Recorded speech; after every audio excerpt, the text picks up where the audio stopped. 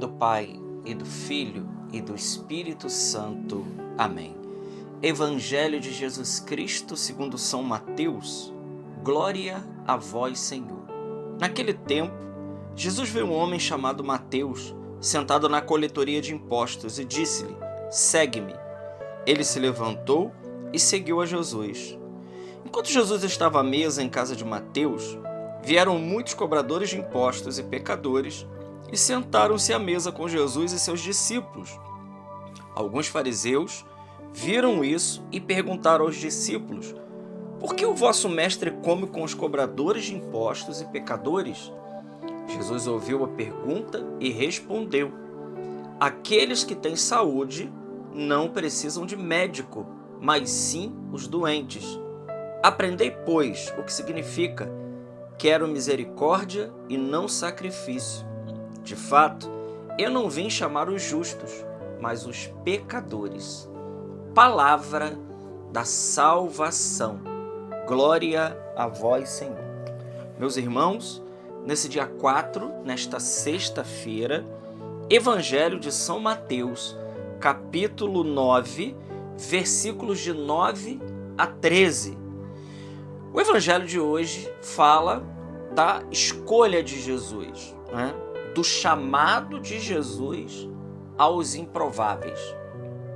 Sim, Jesus ele chama os improváveis. Aqui está um improvável vos falando nesta hora. Talvez você que escute aí seja um chamado também, um improvável também, que olhando para a sua vida passada, você olha hoje e você vê o quanto você serve ao Senhor. Então, a gente olhando para a nossa vida, nós conseguimos compreender a bondade, a bondade do Senhor para nós. É Jesus que, como diz a oração pelas vocações, é Ele que continua a passar pelos nossos caminhos, pelas nossas famílias, pelas nossas escolas, e Ele continua repetindo o convite a muitos dos nossos. Ele continua repetindo o convite, Ele continua nos chamando, seja na história da vida que a gente tiver, seja na realidade de vida que nós estivermos, o Senhor, Ele continua a chamar. E o Evangelho de hoje diz que Ele chama Mateus. Quem é Mateus? É importante a gente saber quem é Mateus para entender o chamado de Jesus. Ora, Mateus ele era, que também conhecido como Levi, ele era um cobrador de impostos. Os cobradores de impostos que trabalhavam para Roma, sendo judeus, eles eram considerados pelos seus compatriotas como verdadeiros traidores. E não só isso.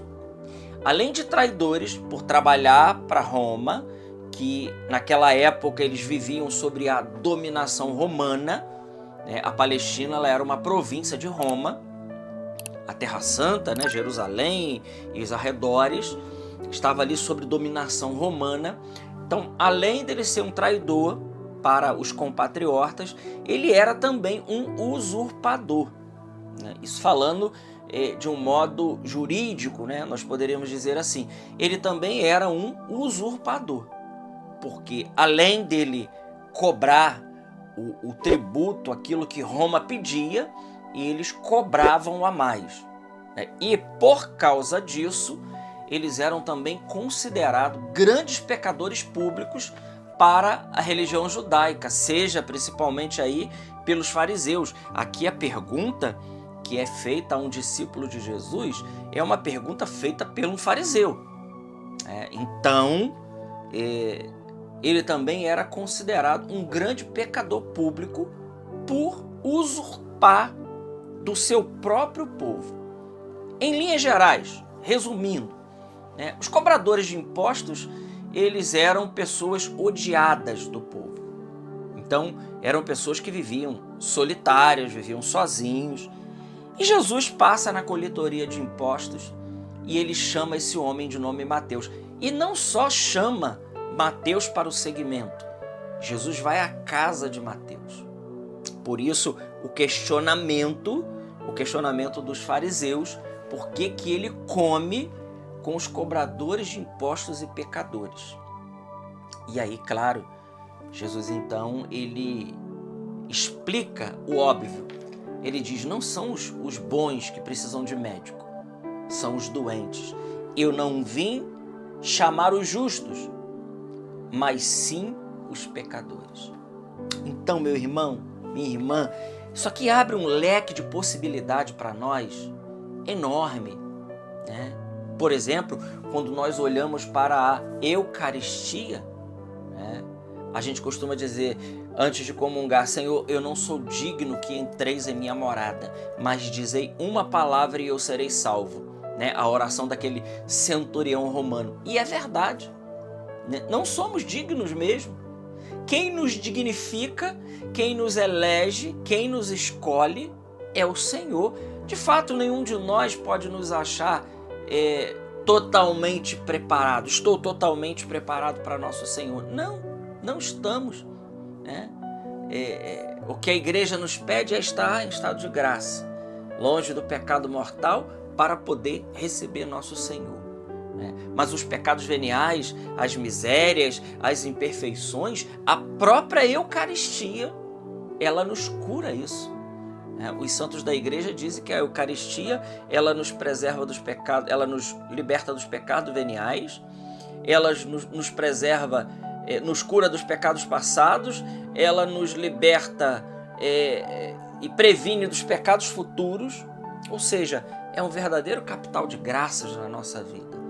E veja, Jesus, como nos diz na solenidade do Sagrado Coração, o qual nós meditamos mais vivamente, hoje também por ser a primeira sexta-feira do mês, é sempre dedicada ao Sagrado Coração de Jesus, em que consiste a devoção ao coração de Jesus. Ora, a devoção ao coração de Jesus é nada mais, nada menos que a devoção ao amor que Deus tem por cada um de nós, especialmente, né, na sua entrega como estado de vítima imolada que ele se entrega na Eucaristia.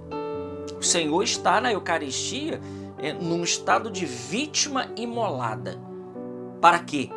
Para se entregar para cada um de nós. É o Senhor que se entrega para cada um de nós. Ele que se dá, né, nesse estado de vítima imolada. Para quê? Porque quem precisa dele, né? Não é o Senhor que precisa de nós. Não, somos nós que precisamos dele. Então esse evangelho, ele quer nos dizer algo muito simples, mas muito profundo. E talvez você que esteja me assistindo nesta hora, me escutando nesta hora, você esteja se perguntando e dizendo assim, mas eu não sou digno dessa missão, eu não sou digno desse chamado. Bem-vindo ao nosso mundo, nós também não somos dignos. Não somos dignos, é o Senhor que nos dignifica. E saiba, meu irmão, minha irmã, o Senhor, Ele irá te chamar. Se Ele já não te chamou, Ele irá te chamar para o convívio dos eleitos. E não pense você, né, eu e você, que esse chamado do Senhor é um chamado só para os perfeitos. É aí que a gente se engana. Porque muitos de nós hoje não têm o pensamento da santidade, porque acha que o chamado à santidade é um chamado só para os padres, para os diáconos, para os bispos, para o Papa, né, para as freiras de clausura ou as freiras de outra congregação, e que isso não é lá comigo. Não, irmão, é aí que a gente se engana. O Senhor nos chama, ao Ele chamar Mateus, muito mais do que um chamado de retirar ele da coletoria de impostos, Jesus está chamando ele para uma vida nova. Jesus está chamando Mateus nesse evangelho para uma vida elevada. E é isso que Ele está fazendo com a sua vida hoje. Com a sua vida hoje, o Senhor, Ele está te chamando para uma vida elevada. Pare um pouquinho e pense na sua vida hoje. Como está a sua vida hoje? Hoje. Quais são as coisas que te afastam do Senhor, que te levam para longe do Senhor. Ora, a devoção ao Sagrado Coração de Jesus, uma das práticas que diz lá na devoção ao Sagrado Coração é, primeira coisa, nós termos um grande horror pelo pecado. Sim, deixar crescer em nós um horror com relação ao pecado. Pedir ao Senhor uma fé viva de acreditar naquele mistério que nós estamos celebrando, o mistério do corpo, sangue, alma e divindade do nosso Senhor. Então, o Senhor hoje, Ele me chama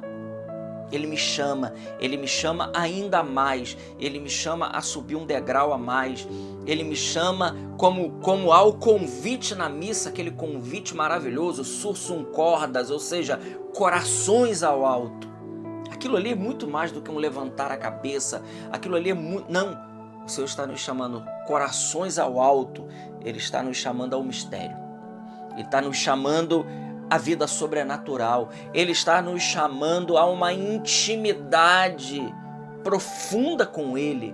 E é esse chamado que o Senhor está fazendo hoje para mim e Ele está fazendo para você. O mesmo que Ele fez para Mateus. E olha, irmãos, esse chamado mudou completamente a vida de Mateus.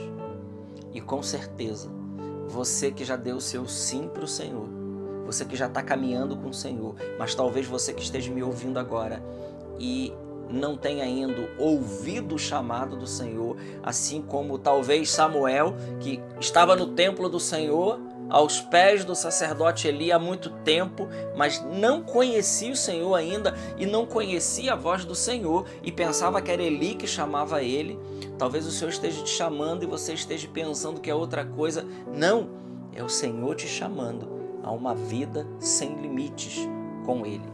Glória ao Pai, ao Filho e ao Espírito Santo, como era no princípio, agora e sempre. Amém. Salve Maria Imaculada.